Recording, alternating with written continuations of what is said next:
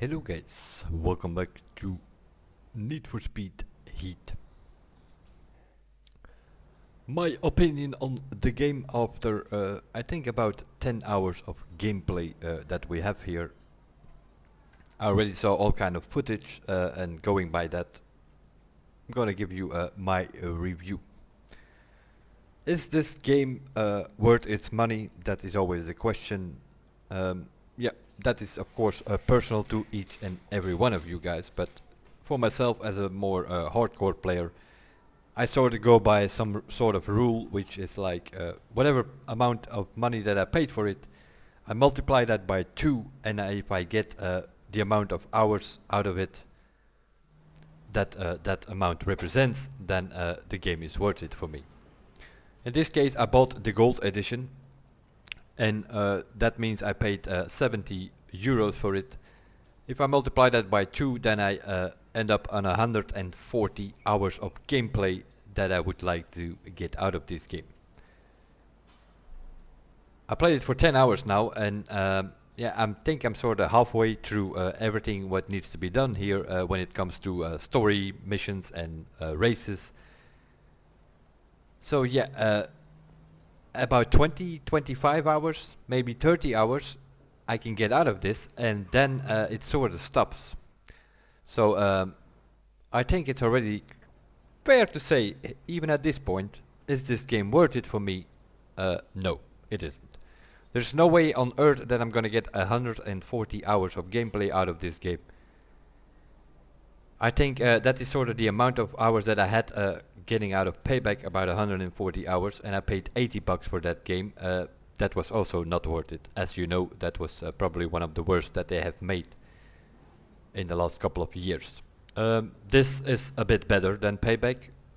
Luckily, I would say, it could not be much worse than Payback.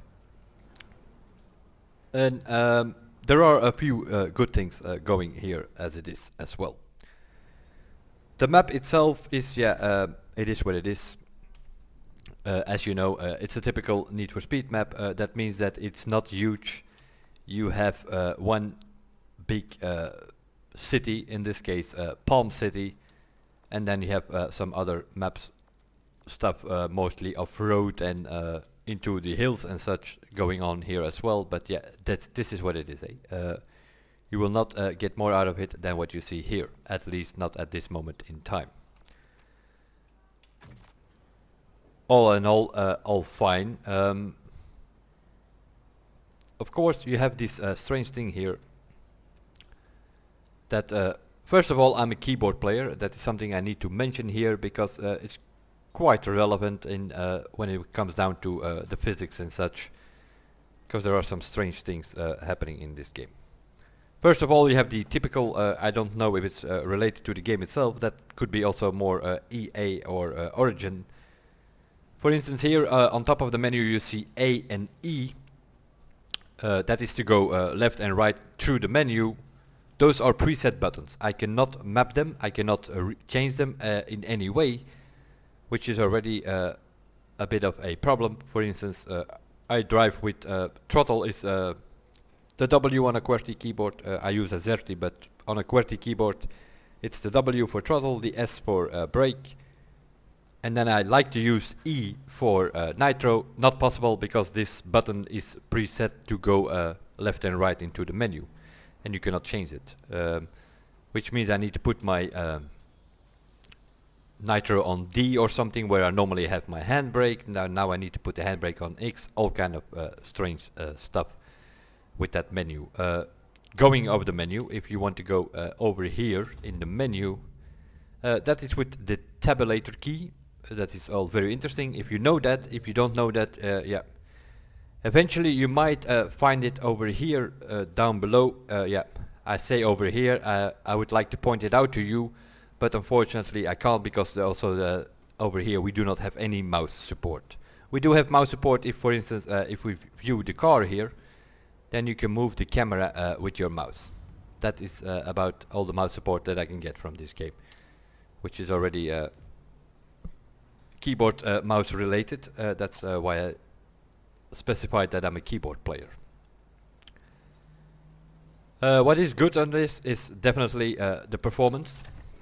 We no longer have spinning the wheels with micro transitions, fortune wheel to get some good parts. It doesn't work like that. You do some races, you earn money, and with the money you just buy the parts. Sort of similar as, for instance, in the crew, you have green parts, blue parts, purple parts, and yellow parts. Here they are called Sport, Pro, Super, and Elite. And then they have like subcategories like Pro and Pro Plus, Super, Super Plus, Elite, Elite Plus. And I believe even on the Nitro you also have something called Ultimate. So I'm guessing Ultimate will be eventually the highest. If you leave the garage, then we come to the first particular thing in this game. Every time it's the same story. If you leave the garage, you have to choose what do you want to play. You can play during daytime, where you can earn money, a little bit of reputation. Or you can play nighttime, where you can earn reputation and a little bit of money. So it's and it's all related. You find yourself, after a while you get a little bit dizzy, because you find yourself jumping from day to night to day to night because that is how this game works. Because for the parts you need to buy those parts, you need money obviously. But to get the better parts you need reputation, because all these parts and also the cars in the dealers, for instance, they are locked behind a reputation. The reputation level goes up to 50. And you have to earn that reputation during the night. We are now, if we select daytime, it's the same map, just the only difference is daytime or nighttime. Not necessarily, because there is some more stuff going on. I am at the moment playing online. That means that there can be some other player here occasionally. Scrappers down there do business trading rare parts. Yeah, sort of similar like in the Crew 1 style. You have people phoning you the whole time. Also very annoying if you go a few times offline or something.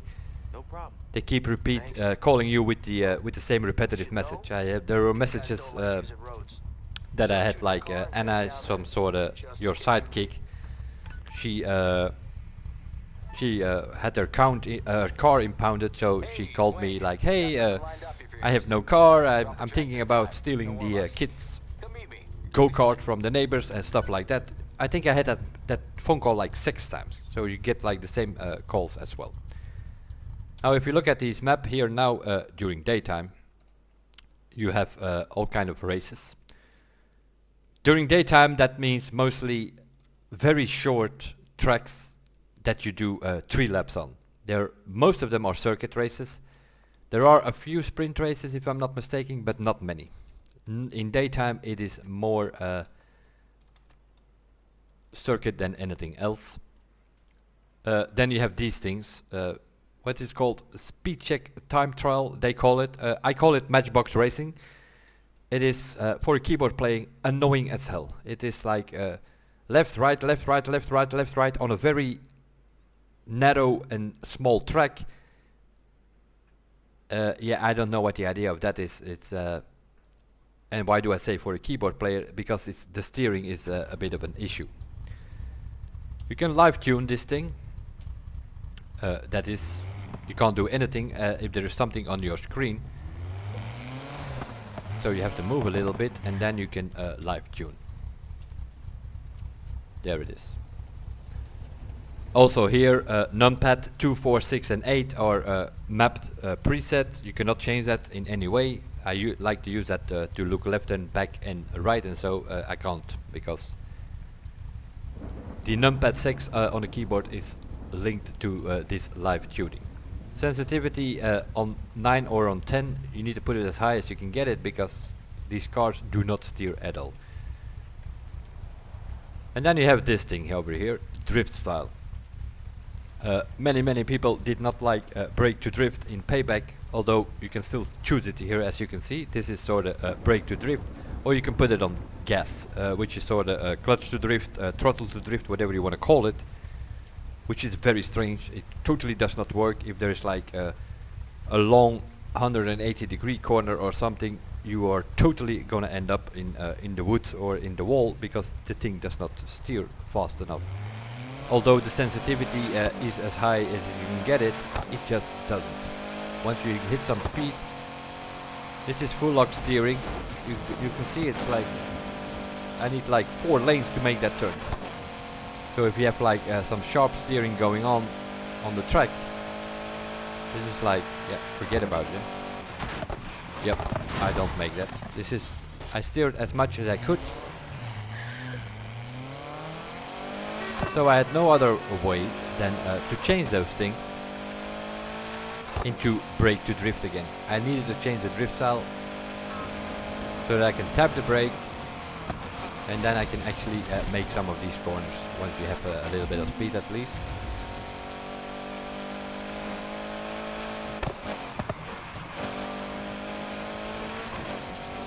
Understeers like crazy, as you can see.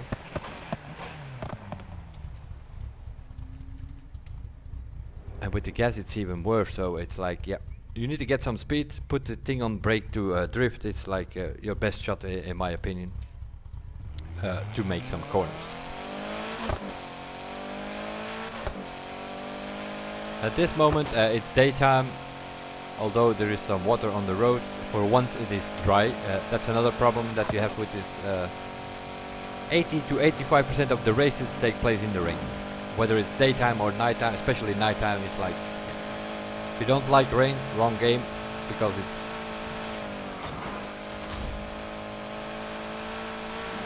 just the reality of it. But even the brake to drift is different than in Payback, obviously, because people didn't like that. So it's not really faster or anything. It just, yeah, it helps you make corners, but you lose a lot of speed there. And then I already have like 2 nitro bars here. I can also buy 1 bottle, but then yeah, then you lose all the nitro at once, you know. Also at nighttime, which brings us to the graphics more or less. Like here it all looks fine. I have a refresh rate of 75 on my screen, so I have put the VSync on, so I'm getting 75 FPS here now, just standing here in the sunshine. At nighttime, when it's raining and there is stuff going on with cops and so, yeah, sometimes I'm getting like 55, 60 FPS. And you think like, oh yeah, but that's okay, right? Well, I kind of doubt that it's okay. We also have some stuttering going on, some blur effects occasionally. I don't think the PC optimization is up to date yet. If you take in consideration that I am playing on a new PC, which I bought like a couple of weeks ago, with an i9 processor, an RTX 2080 Ti and 64 gigs of RAM, then I think I should get my constant 75 FPS on with the VSync on and with the VSync off around 90 or 100 or even over 100. So yeah, if I already have some problems occasionally at getting the full 75 FPS that my screen can handle, then I'm thinking that if you are running an i5 or a Ryzen 5 or something, you're gonna have some issues, I think. So PC optimization not ready as it should be, I think. That is, other than that, yeah, the graphics are not that bad. It's just we have some stuttering going on occasionally, especially when you're in full races. During the daytime, I'm kinda okay with it in such a way.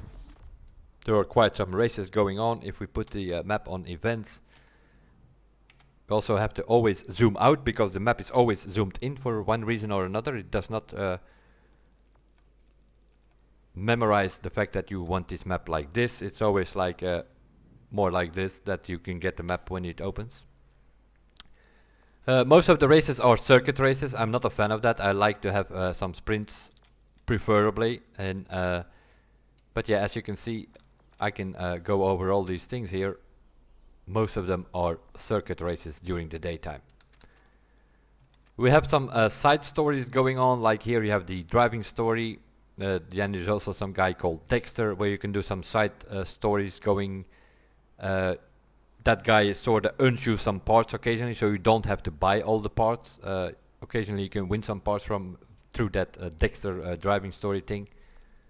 And then you have Anna, which is sort of your sidekick, but that's more at night time.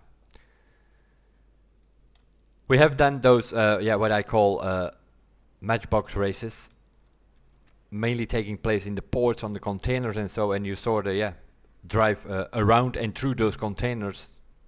They call it time trial, but it's, I don't know.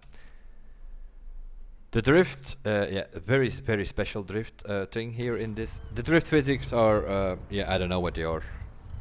Bad, that's for sure. They also totally make no sense. If you go to some sort of drifting, you have to drift like this in this game. You have to tap or double tap the throttle, let go of the throttle, steer to put the car into a slide, and then fully go on the throttle to slide it through the corner. That already takes a couple of tries and practice a couple of events before you get the hang of it, more or less. And eventually you sort of can do more or less a drift through a corner, but if it's like an S corner where you have to change direction suddenly, then you have to double tap the throttle again and steer again in the other direction and then go back on the throttle again. More than likely, if it's an S corner, the first corner okay, the second corner you're gonna end up in the wall or something. The drift physics are a joke. The driving, with brake to drift, it is kinda okay. Other than that, if you put that clutch to drift on, it understeers like crazy. And I should stick to the road because I have race and track tires and suspension and such on it. So it should work. But it doesn't. The steering is not that great on a keyboard. So I don't like the driving physics in general. Not for racing and also not for drift, that is for sure. But then we go to my worst problem probably with this game. A little turn around. There's nothing wrong with your screen, it's just how you switch from daytime to nighttime. We switch from daytime to nighttime, we go from 75 to 66 FPS suddenly, just because it's nighttime. Then we go look on the same map, more or less, whether it not be a bit differently. Also here we have some races. Many of them are also circuit, but at least here you have some sprint races.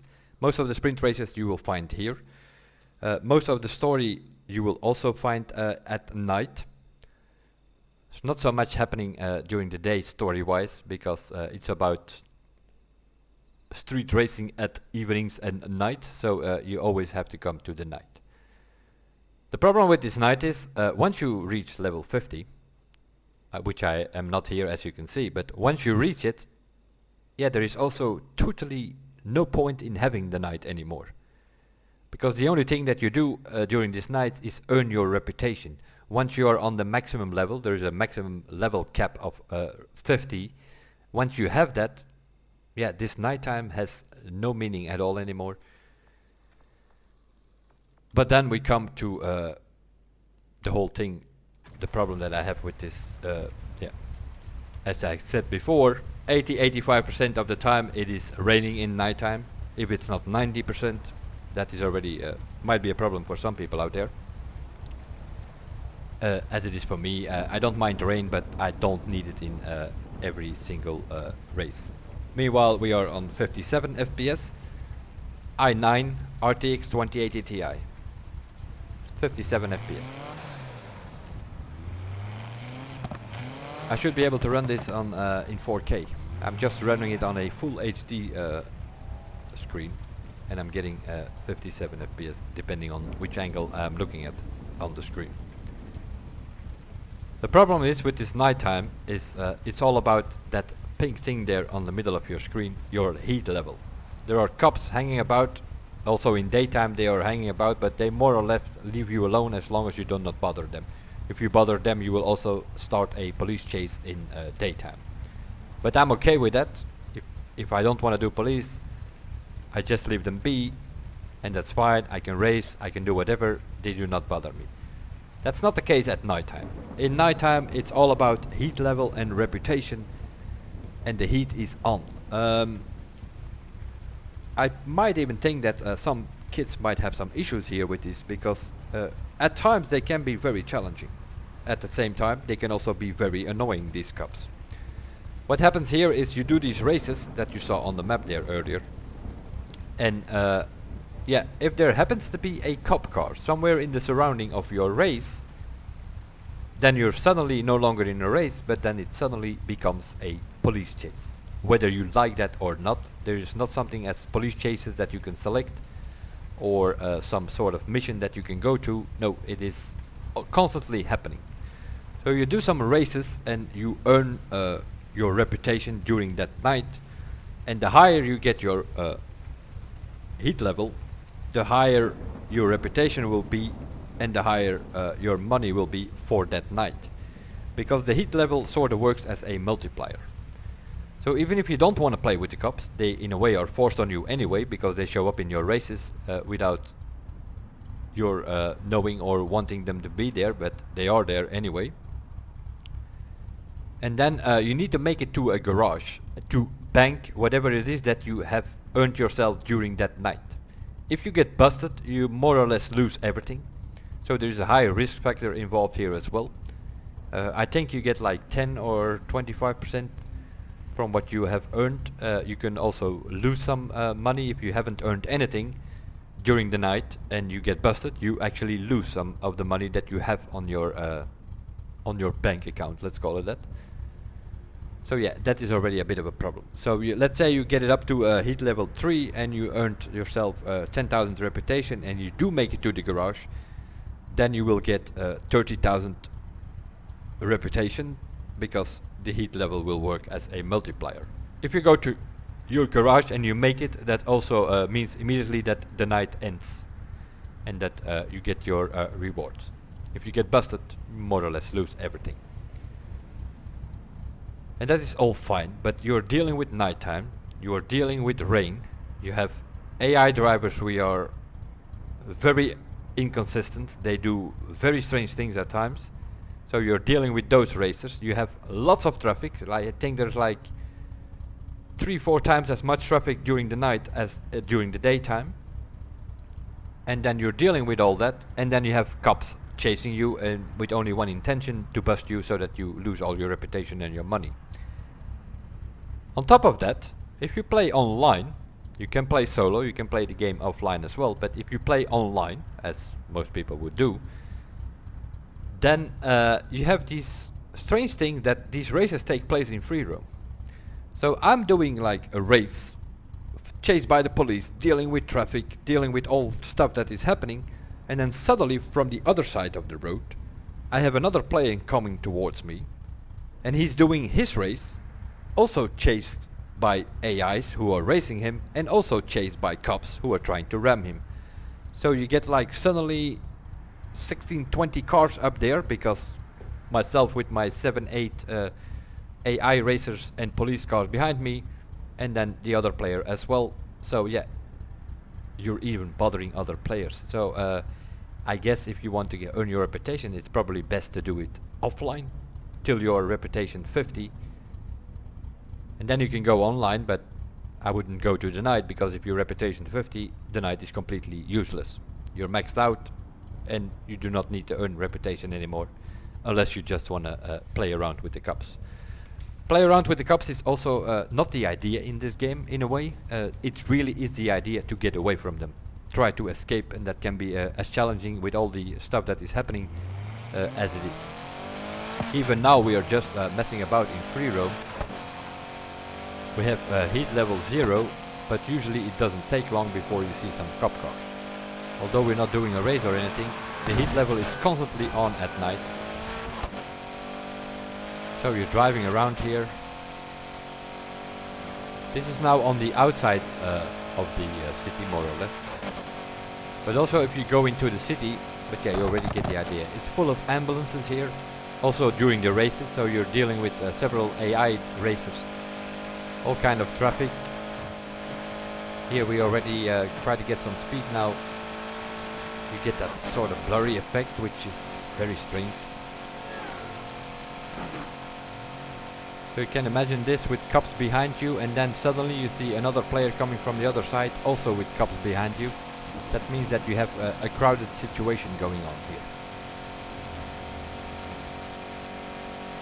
And then here you see like driving physics. Let's take a turn left. Yeah, maybe not today. This is full lock steering, so all the steering I can do without tapping any brakes or whatever. It's understeers like crazy. I cannot make even a simple corner with the screen. You have to tap the brake to get it sideways, and then you lose a lot of speed. That's a serious problem that I have with the driving physics of this game.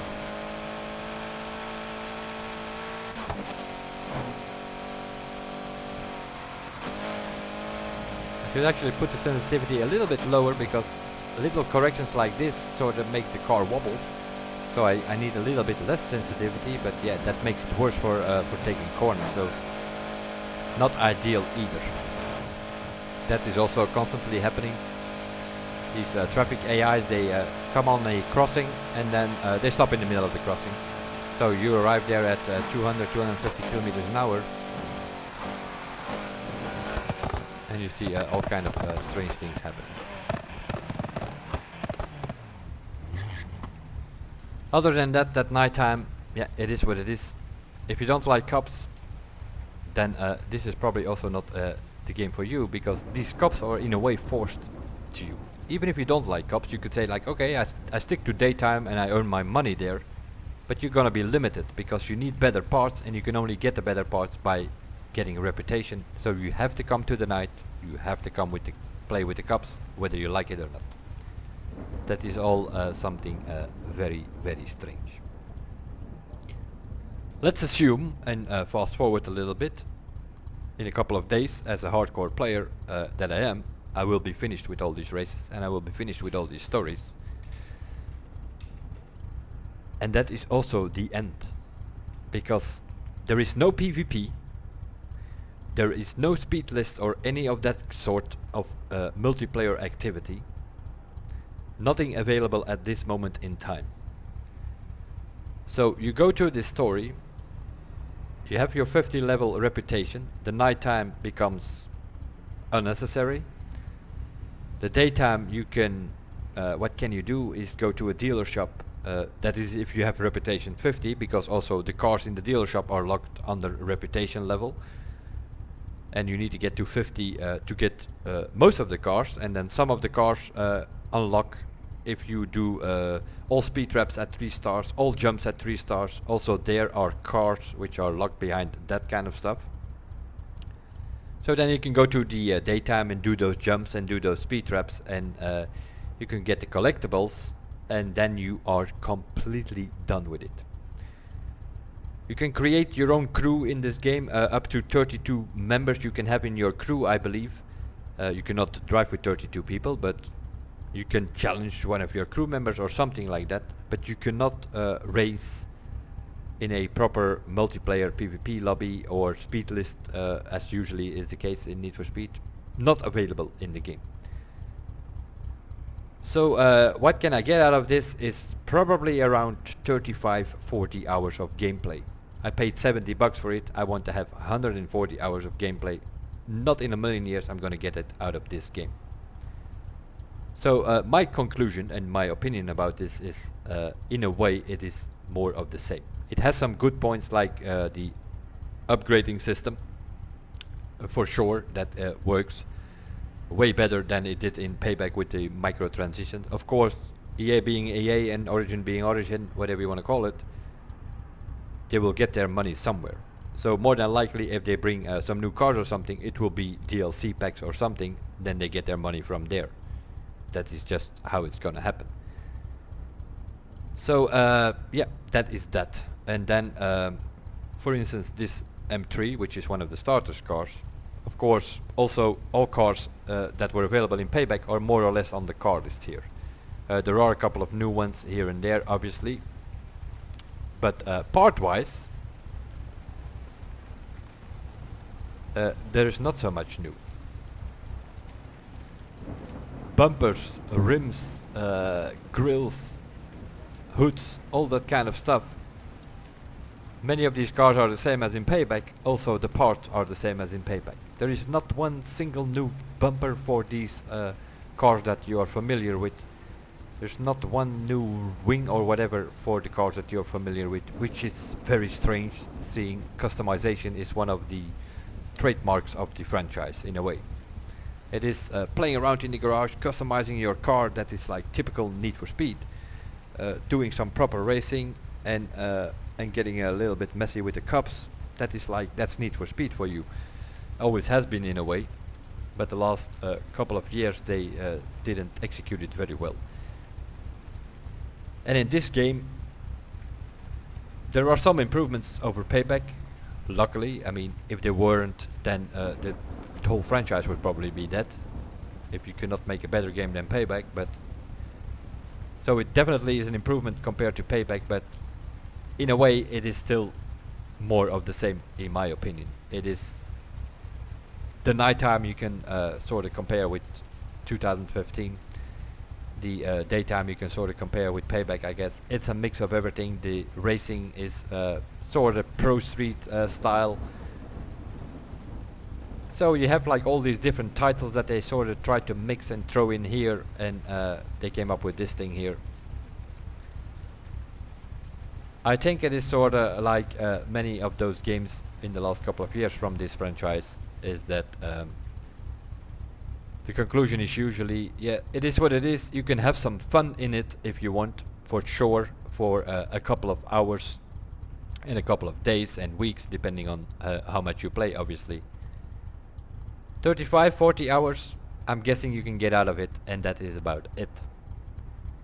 As a hardcore player, I probably can do it in 20, 25, and then I'm done with it, because if every race and every story mission is done, there's nothing else to do. Multiplayer is not an option, you cannot race other players, so yeah. Do you have to buy it, or do you want to buy it and you're not sure? I would wait. I would wait on some sort of promotion, that the game gets cheaper, that it becomes worth its money, and maybe even wait on 1 or 2 live updates to see if they bring the multiplayer, and to see if they make some changes here and there, get rid of still of the stuttering that happens sometimes and stuff like that. Of course, it's all up to you. If you think like a huge Need for Speed fan, I saw some strange comments already happening over the last couple of hours. You have people, for instance, as myself, very familiar with the crew, you have people complaining a lot about the weather in the crew, and then they come here and then it's like, yeah, it doesn't bother me that much, while it's like 90% of the time it's raining in this game. It is, yeah, that's from those same people that are complaining that the weather is bad in the crew too. Just to point out, it is what it is. It has definitely improved compared to Payback, but it also needs quite a lot of work, and it is not what many people expected it to be, being like sort of the revive of the Need for Speed series. No, it isn't. It's probably one of the better titles coming from Ghost, but it's not what some people expected to be Most Wanted style, which is a very popular one. As you can see, races going on here. As we're just standing here, races take place in free roam. Also find that something very strange, especially if there are other players involved. So yep, make your own conclusions, I would say, but for me, as a hardcore racer, paid $70 for it. I want 140 hours of gameplay. There's no way I'm gonna get that from this game. So I would save your money and wait on some sort of promotion, and then it might become worth of it. You can have some fun in it, but yeah, that is not the way of making a new game interesting, is it? You can have some fun in it. That is like the last thing you want to hear about it, because that usually means that we are covering some stuff, and yeah, they are covering quite a lot here. 2019, not having a multiplayer, it's not of these days anymore. We had the same, for instance, in the Crew 2. A lot of commotion about it. Over here, you don't see that much commotion about it, which I find very strange, because it's exactly the same. There is no PvP on the beginning of the game. At this day and age, that is a very strange thing for a racing game, I would say. Take your own conclusions, guys. I just gave you my take on it and my opinion. I will see you guys in the next one, and bye for now.